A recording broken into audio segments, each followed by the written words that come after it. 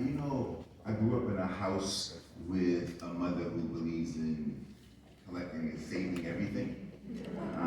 Some of you may have mothers that way, right? My mother has my whole life in like 3 or 4 drawers. Like everything I've ever done, every honor roll certificate, every picture I ever drew, every poem I wrote as a child, old sneakers that she refused to throw away because she's like, oh no, one day these gonna go in the museum, right? It's like all this stuff. And so I was raised in this sort of household where posterity meant something and archiving meant something. My mother recently gave me a letter that her sister wrote her 50 years ago to tell her that she was pregnant and that she needed my mother to help her tell their parents.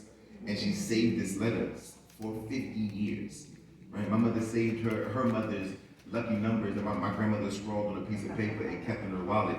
My mother then kept that same piece of paper in her wallet since my grandmother passed away in 1993 and gave it to me and was like, hey, do something with this. All right, so you have money? Right? I don't have money. They're framed on the wall in my house.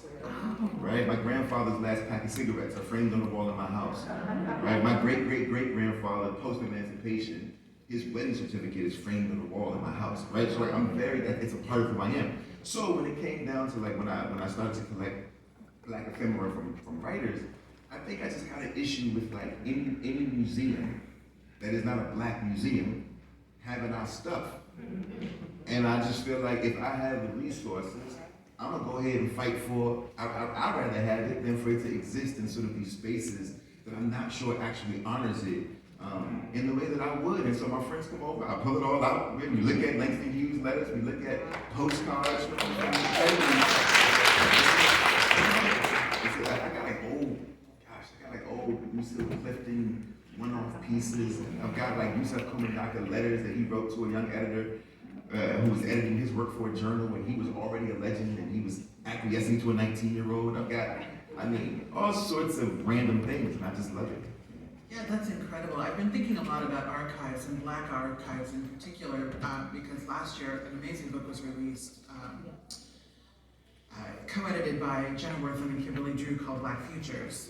And in it, it is basically an archive of the Black internet, of really Black culture over the past few decades. And one of the things that struck me is that we are a generation that is building on the work of our elders who started creating archives whether they realized it or not. What kinds of things that you are creating now do you want to see to go in an eventual archive? So I'm old school, and because I value the archive so much, so I write letters to everybody, right, handwritten. My fear is that the generations coming up, that the archive will be lost, or at least bits of it, because we will no longer have the identity and the sort of snowflake effect of handwriting, right? This thing that is only ours. Each of us has a very particular thing, and it doesn't exist anymore because nobody write nothing, right? And so I make it a point to send. I sent out a postcard yesterday to a friend who lived around the corner, right? Just so that friend can keep it, and just hold on to this, right? And send me one back, right? I've got letters from, I value